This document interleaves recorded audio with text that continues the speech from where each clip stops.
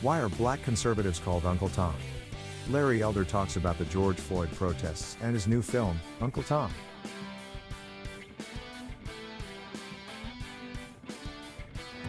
All the movie asks is that in America, don't you have the right to have your own opinion, especially if it's a well thought out opinion? And why would you have a well thought out opinion be denounced because of your race as reflective of a sellout, of somebody who's an Uncle Tom who wishes bad things to happen to fellow members of his own race? What is the logic behind that? And why is this going on? And isn't this hurting the country? That's what the movie asks. Are police actually using deadly force disproportionately against black people? And how does the focus on police overshadow other monumental problems facing black America today? Why is believing that Black Lives Matter not the same as supporting the Black Lives Matter organization?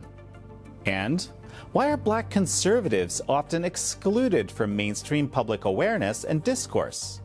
In this episode, we sit down again with radio talk show personality and best-selling author Larry Elder, who hosts The Larry Elder Show for the Epoch Times. He is the executive producer of the new documentary film, Uncle Tom. This is American Thought Leaders, and I'm Jan Jekielek. Larry Elder, it's such a pleasure to have you back on American Thought Leaders. Thank you so much for having me. I appreciate it. As Charlton Heston once said to me, thank you for letting me borrow your audience. I appreciate it.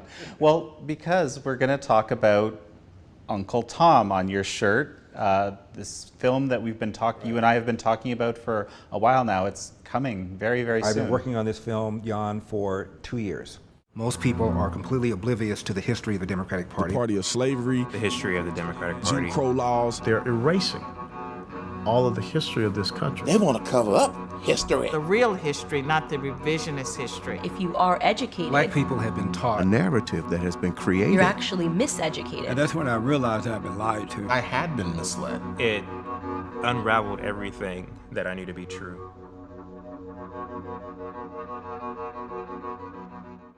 Along with the director, Justin Malone. And it is about the grief that people like Candace Owens and Herman Cain and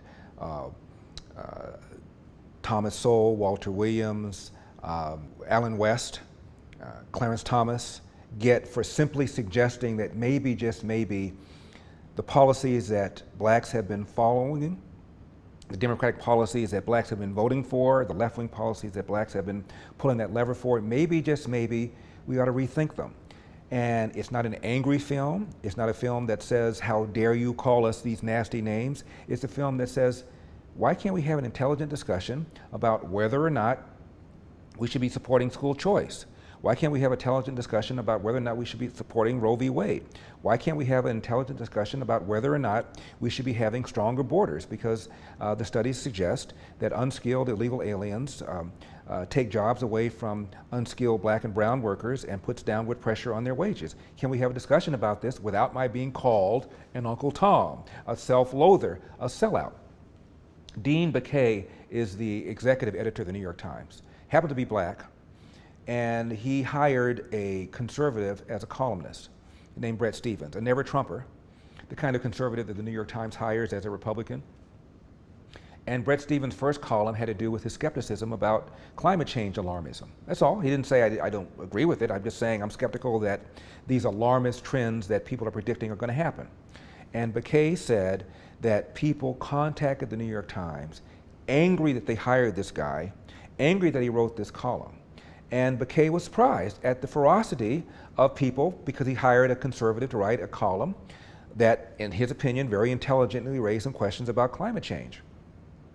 And Baquet publicly said he found out the left, as a general rule, does not want to hear thoughtful disagreement.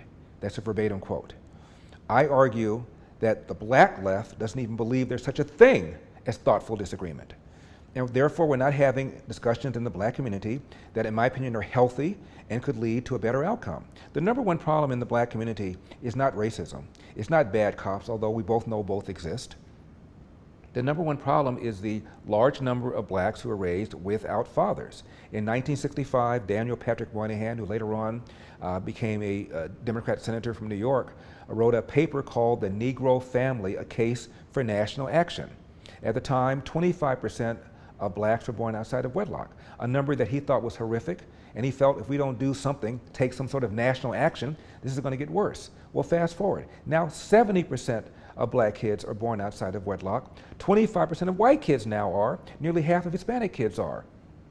And forget about Larry Elder. Barack Obama once said a kid raised without a father is 5 times more likely to be poor and commit crime, 9 times more likely to drop out of school, and 20 times more likely to end up in prison. Now, this is something that we're not even having a discussion about. And in my opinion, if you look at the proliferation of kids born outside of wedlock, it parallels the rise in social spending under the so-called war on poverty that was launched in the mid-60s. And Lyndon Johnson launched it with the best of intentions. He felt that it was going to make people more self-sufficient. All it did was create dependency. And what it's done is to incentivize women to marry the government and incentivize men to abandon their financial and moral responsibility. It is the number one social problem in America in general and the number one social problem in the black community in particular. And we're not having that discussion. And when someone like myself or Bob Woodson, another community activist who's in the film, raises these questions, instead of this igniting a healthy discussion, people like myself are denounced and dismissed as Uncle Toms, as self-loathers. Why?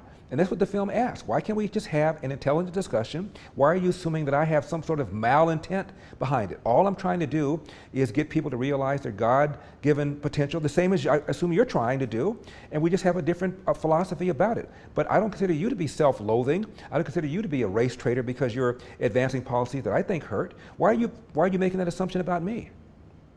You know, it's a very fascinating time to be talking about this. I mean, it's almost kind of crazy because of this horrible killing of George Floyd that happened just a few weeks ago, and the resulting protests, and frankly a lot of very well-meaning people on the streets wanting to support Black lives, right?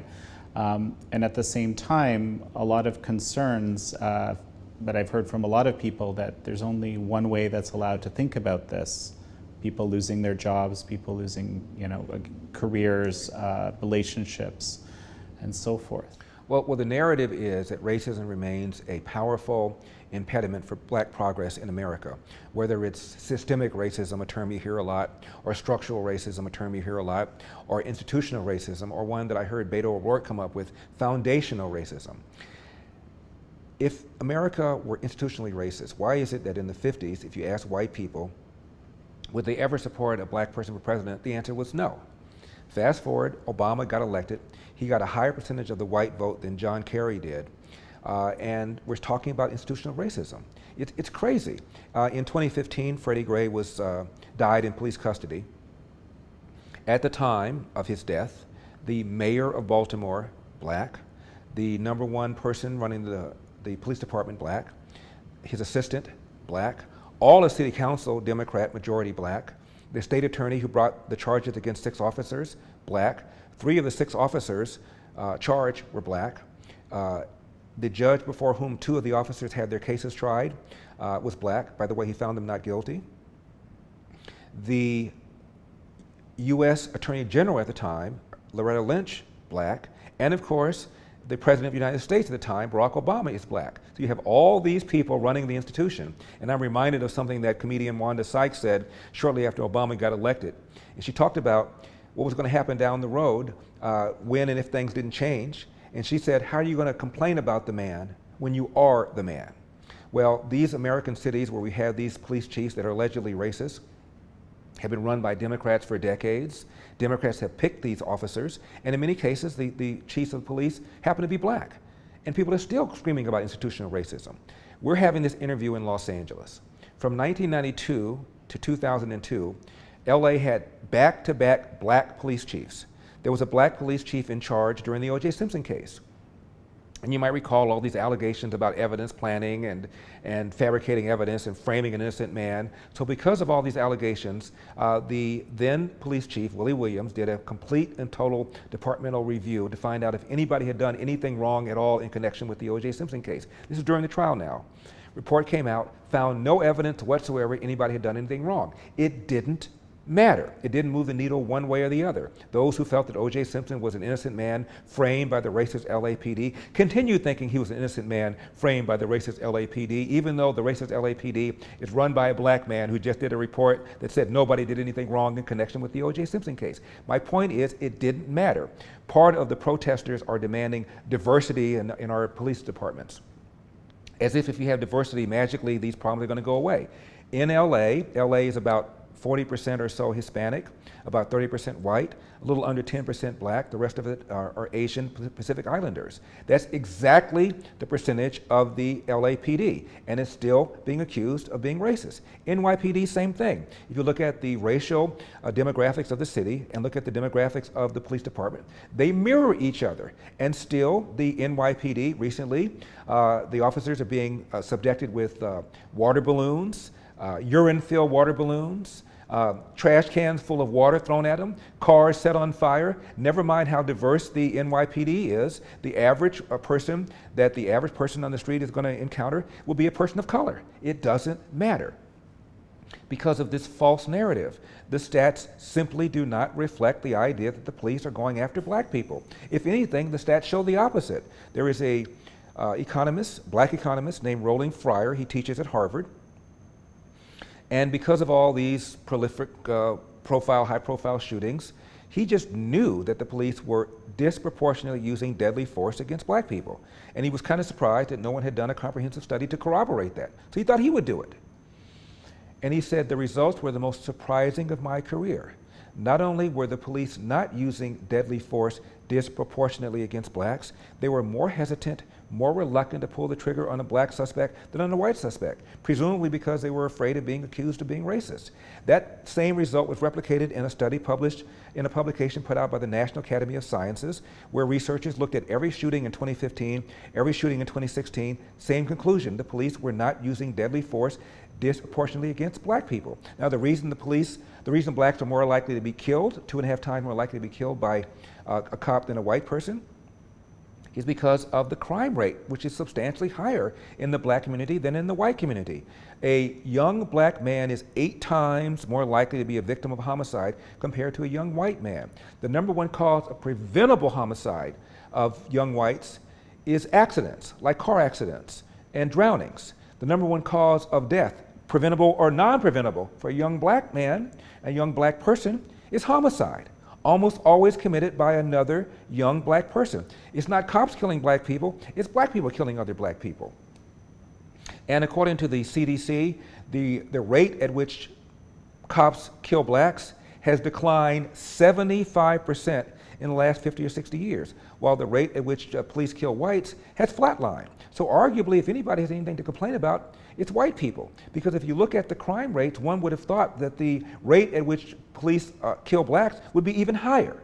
If anything, the cops are hesitant, as I mentioned by these studies, to use deadly force against a black person because of a fear of being accused of being racist. Now, 9 unarmed black men were shot and killed by the police, according to the Washington Post last year. 19 unarmed whites were shot and killed by the police last year. Altogether, 15 unarmed blacks. And that number is still smaller than the 19 unarmed whites who were shot and killed. And if there's a White Lives Matter protest that arranged, I'd never heard about it. It is not happening. And isn't this good news? That's the other thing about my movie I tried to stress. I'm suggesting that the problems that you're talking about in America can be explained away in a non-racial way. Isn't that good news? Isn't it good news to know that the disproportionate number of blacks being killed by the police has to do with our crime rate and not because the police are racist? Isn't that good news? And then shouldn't we start tackling what's going on with our families that's causing all of this stuff? Instead of that being the reaction, I'm a sellout, I'm a self-loather, I hate myself, I'm an Uncle Tom, I've never been called the N-word, I've never been arrested by the police. These are the kinds of things that people say, and by the way, which are not true. I've been called the N-word. Anybody my age has been called the N-word. And yes, I was arrested once for mouthing off to an officer. I was young and impetuous, and frankly, I got what I deserved. So I've never had the impression that the police are out to get people. That's never been my personal experience, and the data do not support it. One more quick thing. There's a city here in California called Rialto. Rialto is about 100,000 people. It is as diverse as is California. And the police department was ordered to have their officers wear body cams. The officers were reluctant to do it. They didn't want to do it, but they did it and announced the program to the city. So civilians knew that cops they encountered were going to have body cams. What happened? Officer use of force fell 50%. Officer complaint fell 90%. Now, a superficial reaction to that would be, well, the cameras changed the behavior of both the civilian and the police officer. Au contraire, the police behaved as they were trained. As the camera demonstrates, they behaved as they were trained. People stopped lying on the police. They stopped making false complaints. They stopped resisting because they knew they were being filmed. It is a crime to falsely accuse the police of engaging in police brutality when they didn't do it. And it is also a crime to assault a police officer. This was now being taped, so officers didn't have to use deadly force or any kind of force because the civilians behaved more responsibly. What does that tell you? It tells you that people have been lying on the police. And we know in one major case the police relied on, in the Michael Brown Ferguson case. That's the case where Michael Brown allegedly was running away from the officer saying, my hands are up, don't shoot. His friend, Dorian Johnson, is the one who said that he said that. It turns out it was not true. And it started this whole effort about hands up, don't shoot. It's a mantra you're still hearing, and the whole thing was a lie. That's how frequently people lie on the police. By and large, the police are trying to do the best job. It is a department of government that is arguably the most scrutinized. You have internal audit. You have a civilian review. You have the DA locally. You have the state attorney. You have the feds. You have the media. You have the aggressive defense bar, the ACLU. It is arguably the most watched, over-inspected agencies we have in our country because of the awesome responsibility that they have. They have the ability to take your life, and as a result, we ought to be scrutinizing them, and we do. So what do you make of this new executive order that the president just recently signed ostensibly around police reform and so forth? Well, I think of it as I think of gun control measures that occur once there's a mass shooting. Do something, do something, do something. Politicians are pressured by the public to do something. And the Republican Party and Trump felt pressured to do something. But the principal thing that this executive order did was to suggest that departments ban the use of the so-called chokehold or carotid hold. Well, most departments have already banned it, except in the case of using it to save the officer's life, so the officer doesn't have to resort to a firearm. That's the policy here in LA. That's been the policy of big cities all over the country for years. So I'm not sure it's going to do a whole lot other than give the American people the impression that Trump cares about this issue and he's enacting on it. The reason Trump seems awkward is because he doesn't believe the premise. The premise is that the police are engaging in systemic racism against blacks. He doesn't believe it because it's not true, and as a result, it's hard for him to sound phony and go, oh, this is horrible, this is a reflection of our racism, the way Obama would do. Obama would talk about racism is in America's DNA, and Obama said the Cambridge police acted stupidly. Obama said that we have our own troubles. There's a place called Ferguson. Obama invited Black Lives Matter to come in. And Trump is not doing any of those things because he does not accept the premise. He rejects the idea that the police are out to get black people, and as a result, he's not making any sweeping statements because they would come across as being insincere, and they would have been insincere. You know, so many things you just made me think of in these last few sentences. Me too. I should listen to myself more often. One time a caller called up and I lost my train of thought. I said, I'm sorry, I forgot where I was. I wasn't listening. Well, so you tackle the idea of systemic racism directly in the film. I think, you know, one of the scenes in the film is this kind of, I guess, famous now interview that you did with Dave Rubin, where on camera he kind of realizes that he doesn't get what he means about systemic racism himself. Why are we still talking about systemic racism if, as you've argued, there really aren't many real examples of it? Because it advances the agenda of a lot of people. It advances the agenda of the media. I think a lot of people in the media went into the profession because of Woodward and Bernstein. In the 70s, they're the ones that exposed Richard Nixon and all the stuff he was doing. And a lot of people went into journalism because they wanted to be a champion, right the wrongs, afflict what's the term? Comfort the afflicted and afflict the comforted, or something like that. And so I think a lot of young people truly believe that have gone into the media that racism remains a major problem in America. They're around a lot of other young people, and they all say the same thing, so they're all having these feelings reinforced. I also think that it sells copies. If you run stories about George Floyd being a microcosm of the racism in America, it sells copies. Racism sells. It also advances the interests of academia. There are a whole bunch of professors that are professors of African American studies, professors of ethnic studies, and where are they going to go if all of a sudden people realize that race has never been more insignificant in terms of becoming successful in America? Where are these people going to go? And it, of course, advances the agenda of the Democrat Party, because without getting black people angry and stirred up over the assertion that racism remains a major problem, and by the way, these Republicans over there don't give a damn about that, and we do. Without doing that, the Democrats don't get that 90-95% nearly monolithic black vote without which they cannot win at the presidential level. So they have to constantly talk about race and racism, and they have to go after people like Candace Owens and Larry Elder and Walter Williams and Clarence Thomas and Herman Cain and Allen West, because they reflect the antithesis of what the Democratic Party stands for. The Democratic Party stands for, you are a victim and we're here to help you. And black conservatives are saying, not only are we not victims, but many of your policies are hurting the very people you claim to help. Take the minimum wage. Study after study has shown that what it does is cause employers to defer hiring decisions, reduce hours of people, or raise prices on the very people who are going to be buying things in the inner city that don't have a great deal of money. These things are counterproductive. The welfare state is counterproductive for the reasons that I just now mentioned. You're incentivizing women to marry the government and allowing men to abandon their financial and moral responsibility, and that's why we have this 70% out of wedlock birth rate right now. Not doing anything about illegal immigration hurts. George Borjas is the Harvard economist that's probably done more work on the impact of legal and illegal immigration than maybe any other economist. He says no question that unskilled illegal aliens compete for jobs that otherwise would be held by black and brown unskilled Americans, and puts downward pressure on their wages. We're not even having that discussion. So for a black conservative to raise these kinds of issues, and again, instead of this igniting a healthy discussion about whether or not we ought to be advocating tighter borders and whether or not we ought to be voting for the party that does that, people like myself are denounced as Uncle Toms and sellouts.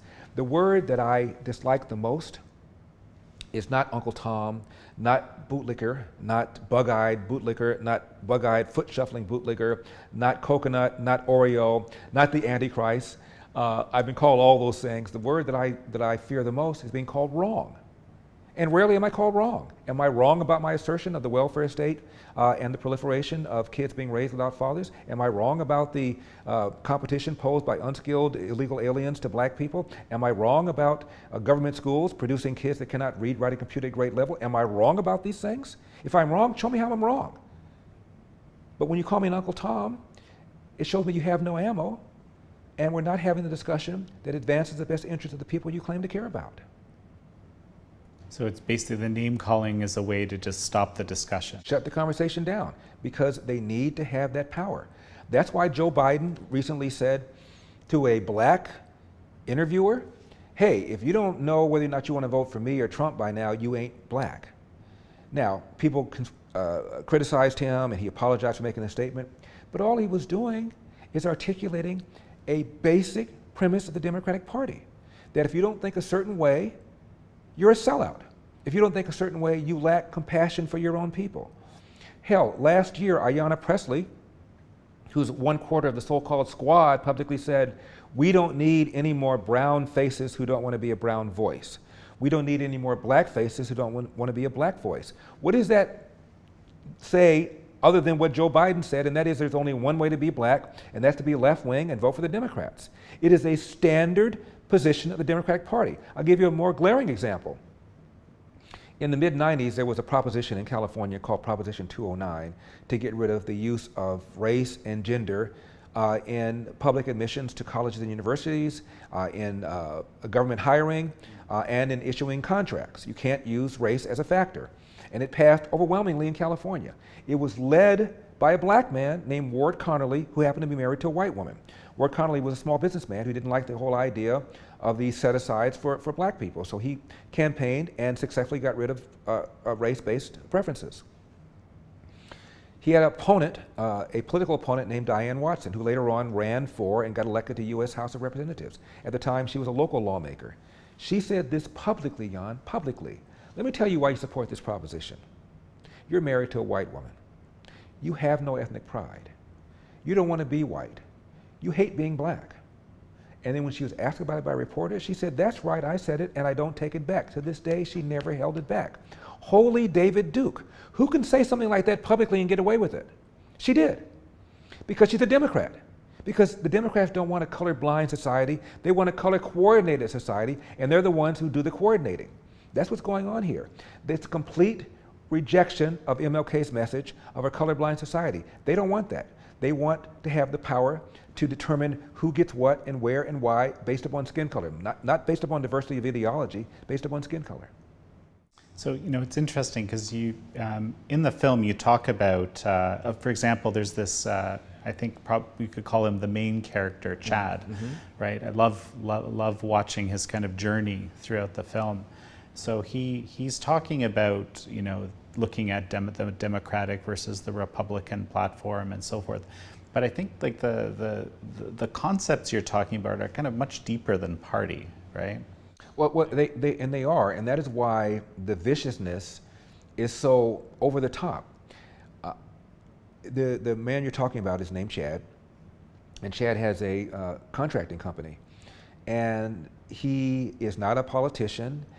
He doesn't have sharp elbows. He's not angry. He's not in your face. He's just a regular guy trying to make it in America as a small businessman. He's religious, and he said one of his friends encouraged him, because he was saying such anti things about the Democratic Party, to read the platform of the Democratic Party and the platform of the Republican Party. He had never done that. So he took him up on the challenge. And after he read both platforms, he said, damn, I'm Republican. I believe in low taxes. I believe in less regulation. I believe in personal responsibility. And the movie is about the reaction he got from friends and family that didn't say, what caused you to rethink your assumptions? What material have you looked at? He was denounced by friends and family as an Uncle Tom and a sellout. And so the movie simply follows his life, his career, and his journey, and what caused him to begin to rethink some of his assumptions. All the movie asks is that in America, don't you have the right to have your own opinion, especially if it's a well thought out opinion? And why would you have a well thought out opinion be denounced because of your race as reflective of a sellout, of somebody who's an Uncle Tom who wishes bad things to happen to fellow members of his own race? What is the logic behind that? And why is this going on? And isn't this hurting the country? That's what the movie asks. So Larry, something just comes to my mind now. Something that struck me as really bizarre recently is this removable by HBO Max of Gone with the Wind, possibly one of the most famous films of all time, one of the better films, out of rotation, ostensibly because it's racist. Your thoughts? It's part of what some people call the cancel culture. I don't call it that. I call it the revenge culture. The idea that you're going to go around and find all the things that offend you from the sensibilities of somebody living in 2020. And it's absurd. The film was made in 1939, the year that all these amazing films came out. It was considered to be cutting edge in cinematography, cutting edge in dialogue at the end of the film when Clark Gable says, frankly, I don't give a damn. That shocked people because no one had ever used a D word on movies before. I didn't see the movie until I was in my 30s. And the reason I never saw it is because I never really wanted to. I knew that it was a movie that portrayed the South in kind of a beautiful way, and the mansions in kind of a beautiful way, and I thought it probably soft-pedaled slavery. So for all those reasons, Larry Elder, was never interested in seeing it. I also knew it was a long movie. I got short attention span. I got to go. I know my mother loved the movie. My father, as far as I know, had no opinion of it one way or the other, but I know my mom liked it. Now, the reason I saw it is I was dating somebody who told me it was the greatest film she'd ever seen. And I said, I'm surprised that anybody black feels that way about it. She goes, oh, I think it's amazing. I love the story. I love the way the South used to be, and it's about how it changed because of the Civil War. And I said, okay. So I watched it. Film's long. Film is long. And I thought it was an entertaining film, an enjoyable film. I wasn't offended by it. I didn't think it romanticized slavery, but it certainly did not take a harsh condemnation of it. And why anybody would find that so offensive that it would be taken out of rotation and apparently going to be replaced with a disclaimer that some of these images are offensive is beyond me. We know some of the images are offensive. You want to take off Tarzan because the white guy swinging through the jungle on a vine and basically runs the place? When do you want to stop doing that kind of stuff? I understand that Obama's mom's side owned slaves. His father's side came from an area of Africa where there was a great deal of slave trading. I don't know whether his family was involved in it, but certainly people from that part of the country where his dad is from, of Africa, was involved. So you could argue that Obama has his hands involved in slavery on his mom's side and on his dad's side. Should we remove Obama's name from every building around? It is sickening. And I understand there's a movement to get rid of the Washington Monument, get rid of the Jefferson Memorial, because both Washington and Jefferson owned slaves. You know, nobody owns slaves now. And the whole reparations movement is, in my opinion, an attempt to extract money from people who were never slave owners to be given to people who were never slaves. What is the purpose of all of this? Is it going to make the 70% of black kids being born outside of wedlock go away? Is it going to do something about the 50% dropout rate in some of our inner city high schools and the fact that many of these kids who do graduate cannot read, write, and compute at grade level? Is it going to solve the fact that among young black men, 25% of them have a criminal record, either arrested, in jail, or on parole or on probation? Is it going to solve any of these things? And if the goal is to make black people feel better about themselves, we already feel good about ourselves. Look at self-esteem tests over the last 30 years. Every single time I've seen any of these tests, it almost always shows black people have higher self-esteem than white people, much higher self-esteem than Asians. Black girls have much higher self-esteem than white girls who are obsessed with the Barbie doll image. And black girls are far more realistic about the variety in their body shapes and feel much more confident about who they are. So if the goal is to make black people feel better, mission accomplished. So I'm not sure what the purpose of it is other than revenge, getting back. That's why I believe O.J. Simpson was cut loose. One of the jurors years later was interviewed. Her name was Bessie Cass, and she was asked about the verdict. And she said, I'm paraphrasing, I voted not guilty because of Rodney King. And the filmmaker was gobsmacked. And if the whole film, the filmmaker never said a word, but this one he couldn't help himself. He said, did the others feel that way too? You hear him say it, you don't see him, but you hear his voice. And she said, 90% of us did. Revenge for Rodney King. This is revenge for slavery, revenge for Jim Crow, revenge for every slight that you ever felt that you received. And it's called the revenge culture, not the cancel culture. And that's what this is all about. And it's absurd. When and where does it stop? It perpetuates the notion that I'm somehow a victim. I'm not a victim. So, okay, so what is the connection between this revenge culture that you're describing and the victim culture, let's say, and that actually features very prominently in Uncle Tom? Well, it's all the feeling that because of the historical past of America, because of slavery, because of Jim Crow, black people are unequal, net worth unequal, and all these things are true. The question is, in order for you to get more, is it appropriate morally, legally, politically, to accuse somebody of having benefited from slavery and from Jim Crow, and therefore, as a beneficiary, you owe me money, you should pay me something? That seems to be what the ethos is. All a state can be is just in its own time. And again, Obama gets elected in 2008. I'm old school, Jan. I used to get the LA Times, the New York Times thrown to my house. The next morning I go get the newspapers, and on the front pages of both newspapers there were big color pictures of parents, black parents hugging their kids saying, I can now, for the first time, credibly say, you can be anything you want to be. I can now say it and mean it. I've always said it, they said, but I never really meant it. This is with the election of President Obama. Obama, yeah, I always had my fingers crossed when I said it. All these parents pretty much said that. And I remember reading it and saying to myself, wow, what would these parents have said had Obama lost? My mother always told me I could be anything I wanted to be, and I always believed her. So I think we're hurting our kids by peddling this notion that you're a victim, by peddling this notion that you should exact revenge on people who did nothing whatever to do with you, because it's then taking time and energy away from things we ought to be doing. I recently posted on Twitter a graph showing the amount of homework done by Asian kids, the amount of homework done by white kids, the amount of homework done every night by Hispanic kids, the amount of homework done every night by black kids. Now, what does this have to do with institutional racism? How is a white bigot preventing you from doing 2 good hard hours of homework every single night, which is what the Asian kids are doing? There's a correlation between how much work you put into something and what you get out of it. They certainly understand that when it comes to sports. You frequently will watch black kids being told by their coaches, hit the boards, hit those free throws, 500 free throw shots every day, doing these kinds of drills all the time. But you don't find the same kind of discipline when it comes to math and science and English and literature. We get the connection between hard work and sports. We don't seem to get the connection between hard work and success in life. And this is the kind of thing that I'm hoping the movie will create a healthy dialogue about.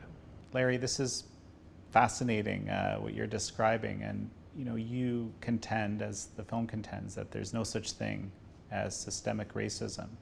But I'm finding myself thinking, as you're just saying what you're saying, that maybe it does actually exist, but in a different direction than people typically think. Well, and that's an excellent point. I have said that there is systemic racism, but not the kind of systemic racism that you think. When you compel a parent to send a kid to my former high school, Crenshaw High School, where there was a front page LA Times article a couple of years ago noting that only 3% of the kids at my former high school can do math at grade level, and where Ice-T, who told me he attended my former high school, Crenshaw High School, because he wanted to go to a Crip school. That's the name of the gang that controls that school. What responsible parent sends their kid to a school where only 3% of the kids can do math at grade level, and by the way, a school that is run by the Crips? And the answer is nobody would. But you are mandated to send your kid there because of the way our public education system is set up. The Republican Party wants to give that urban parent a voucher, so that parent can take that kid any school that the kid can get in. Now, if you're mandated to send your kid to an inferior, underperforming government school, it seems to me that's systemic racism. If you are incentivizing women to marry the government and allowing men to abandon their financial moral responsibility and causing a proliferation of black kids being born outside of wedlock with all the attendant social ills, that is systemic racism. If you are doing nothing about policing the border so that more and more illegal aliens come to America and take jobs that would otherwise be held by unskilled black and brown workers and puts pressure on their wages, that is systemic racism. But that's not what the left means when they talk about systemic racism. They're talking about hostile anti-black attitudes that allegedly pervade America, when again the data shows the contrary. Larry, so speaking of this victim culture, victim mentality, one of the things I noticed in the film, Carol Swain describes how she only learned that she was poor and disadvantaged while in college. Right. Which it threw my mind for a loop. From a liberal professor, she said. Yeah. Who told her when she said something the professor didn't like, well, you're never going to be able to do something about the fact that you're black. And she was kind of surprised by that, since this person purported to be a liberal. And if you think about the policies of the left, they really are suggesting that you as a black person really can't measure up. Why, after all, would you want to lower the required SAT scores for a black person unless you feel the black person can't score high enough on the SAT on his own? It is really very condescending. I was on a plane ride once with a man who was a prominent Democrat politician in Cleveland when I lived there. He was a commissioner. I'm not going to say his name. And we were on the plane together, having a couple of pops. He had more pops than I had. And I asked him, don't many people in your party really feel that black people can't compete on their own? That's why you support affirmative action. I don't believe he would have responded the way he did had he not had a couple of pops. And he said, yeah, I know a lot of people that really believe black people just really are inferior and they're not good enough. That's why we have to change the rules. I'm not sure he would have said that had he been sober, but he said that. And that really is the assumption, isn't it? We have to change the rules. We don't adjust the basketball hoop for white people. We don't make the race longer or shorter for white people. Why are we changing the rules over here for black people? When I get on an airplane and I see a black pilot, I don't want to know about affirmative action. I want to make sure that this guy aced his pilot exam and he's there because he's the most competent pilot that I could possibly have. When you wheel your mom into the ER room and you see a black doctor, do you want to think in the back of your mind, did he get into medical school because he was black? Did he get through because he was black? These have real world consequences, and we ought to be talking about the best and the brightest, and we ought to be determining who gets what based upon the content of their character and not based upon the color of their skin.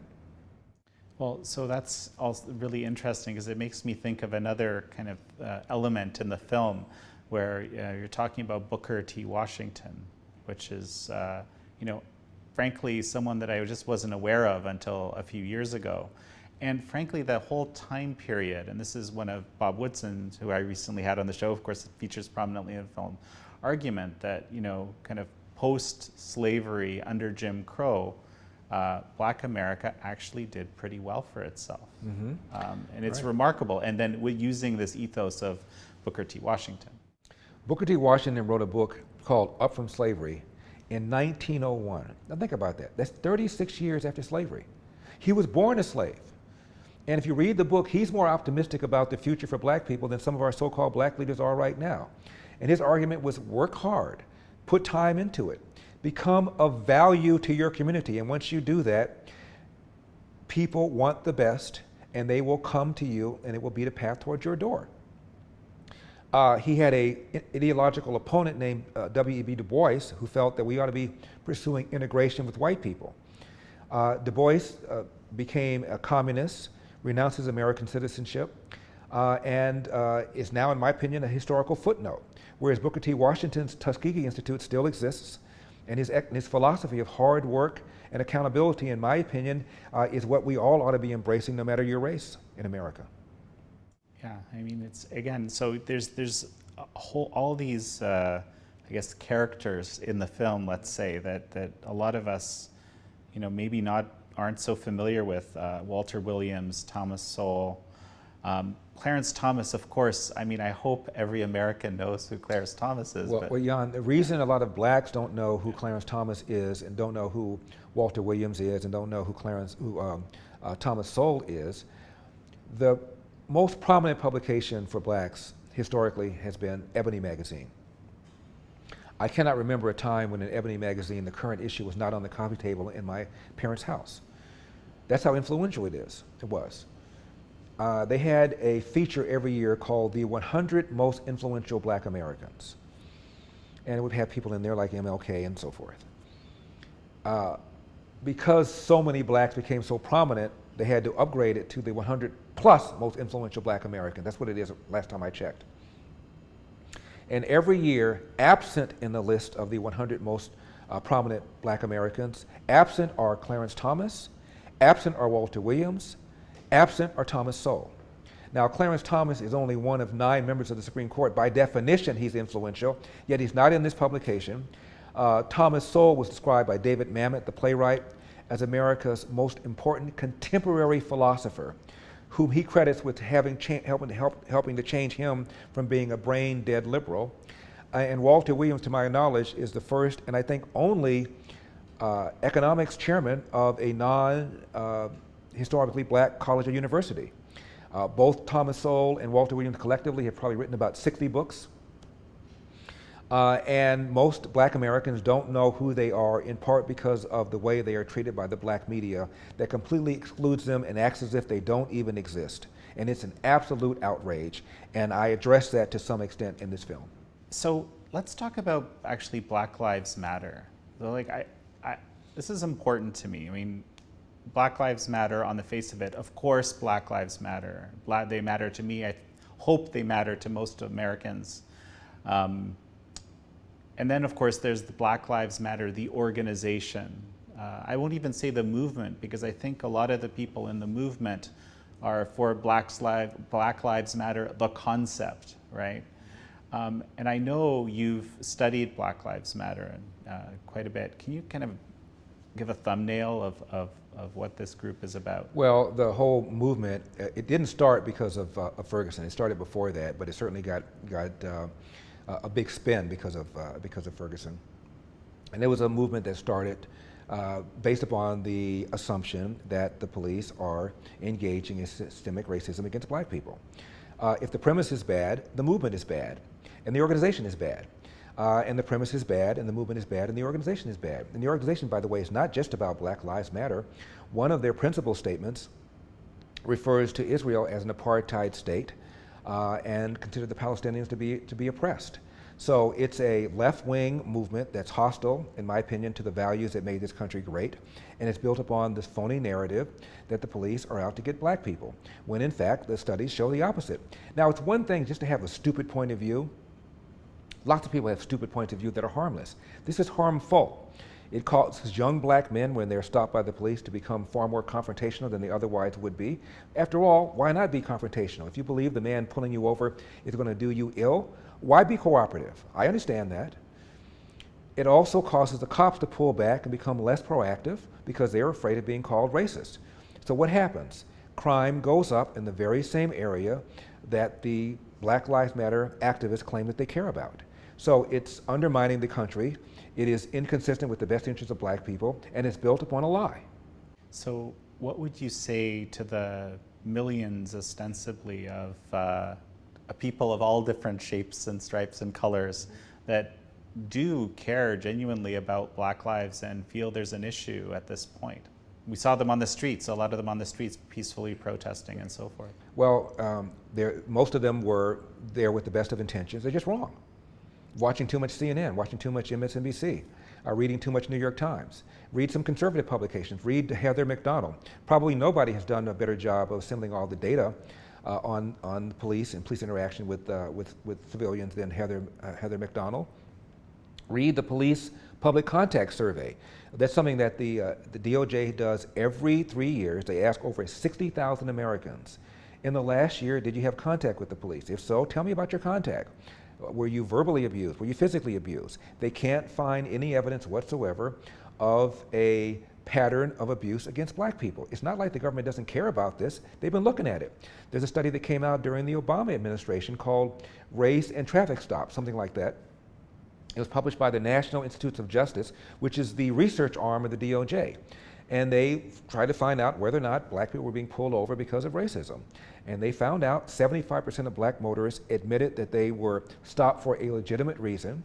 And the other big takeaway is that you name the offense, whether it's speeding, driving without a license, driving without your headlights, driving without an expired tag, you name the offense, a black motorist was more likely to do it. And again, isn't this good news to know that the disproportionate blacks being pulled over have to do with behavior and not because of racism? And again, that study came out in 2013. There was an allegation years ago that the police were pulling over black motorists on the New Jersey Turnpike. The then Governor, Christy Todd Whitman, ordered a study. Study came in, and they found out officers couldn't even tell the race. The cars are going too fast. There's a reflection off the lights, and at night, forget about it. You can't even tell who's in the car. So they concluded that the reason black people were being pulled over is because the faster the speed, the more likely it is it's a black driver driving. She didn't like the results. She complained about bad methodology. Hired a different group with different methodology, same result. Not there. The data just do not support that. Isn't this good news? And by the way, it doesn't mean there aren't bad cops. When a cop kills somebody, no matter his race or her race, that should be investigated by the feds. They have awesome power and they should be watched. But the idea that there's some sort of systemic pattern simply is not borne out by the data. If it were, I wouldn't say what I said. I don't want the police to have a free rein and go after black people any more than anybody else does. It just isn't there. You're making things worse. So tell us a little more. When is the film coming out? The film called Uncle Tom is coming out on June the 19th. And in order to order it, we're putting it online. Go to uncletom.com and be the first in your hood to get some Uncle Tom merch. So, it's a provocative name. It is. It is. I mean, as I said, I'm not even sure I should say that. I should use those words. Well, it's a provocative name, and the reason I've called it that is because we are often called Uncle Tom. And by the way, a lot of people have never read the novel by Harriet Beecher Stowe. Uncle Tom was actually a hero of the book. The villain was a guy named Sambo. So whenever anybody calls a black person Uncle Tom, it tells you they never read the book. It tells you something about their education K through 12 and why we need vouchers. Any final words before we finish up? The final word would be this. The movie is not a vindictive film. It's not an angry film. It's not a film that says, how dare you? It's a film that simply takes you on a journey of what happens when a person without any kind of political vendetta, without any kind of anger, simply suggests that maybe, just maybe, I should be thinking about a different party than the one that my race has traditionally supported.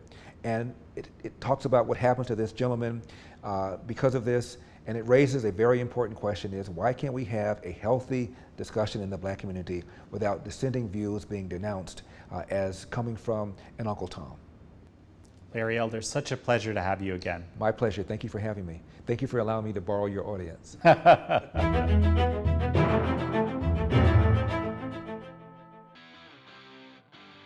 We hope you got more information from this video that is helpful. Right now, there is an increase in violence and division that is enabled by misinformation. In Christ, there is no race and no racism. We are operating in a world, though, that insists we take sides, and sometimes the consequences for our open or tacit endorsement are high.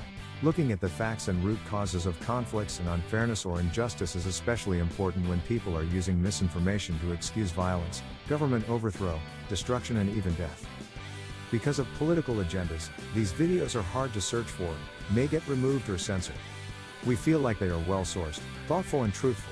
We hate racism and injustice towards anyone. What has happened, though, is groups like Black Lives Matter and the political news media have lied about the circumstances and the frequency of police shooting unarmed black men and women.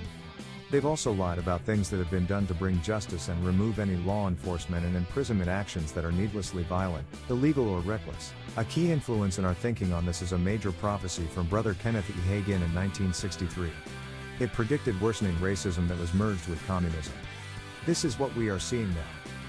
Many churches are attempting to appease or justify the violent and deceptive groups that are protesting, rioting, and calling for removing the rule of law. Fighting deception by sharing more lies and playing on people's emotions is more than ineffective. We should be leading our own communities and nations in change and never joining in or endorsing people and groups that are against the family, against the church, and for perversion and unrestricted abortion. The answer is not political, but we use political systems to restrain evil. The real answer that will conquer hate, envy, theft, and violent mob rule is the church. When we are empowered from heaven and equipped with the truth, forgiveness, and the good news that in Christ, we are all one family, we win the hearts and minds of the lost. Go to faithtrainers.com/raising racism for more information, or see the other videos in this collection on the Faith Trainers YouTube channel. Grow fast. Grow strong. Glorify God.